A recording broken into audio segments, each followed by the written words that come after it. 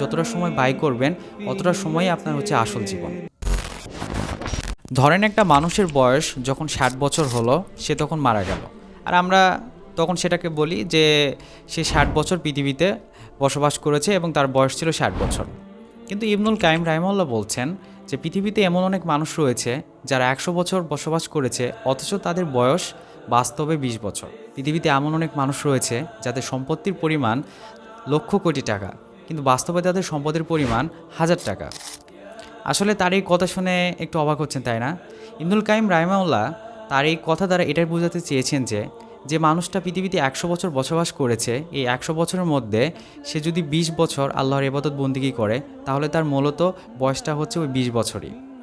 তার যদি লক্ষ কোটি টাকা থাকে কিন্তু আল্লাহর রাস্তায় যদি সে ওই হাজার টাকা দান করে, তাহলে তার মূলত সম্পত্তির পরিমাণ হচ্ছে ওই হাজার টাকা।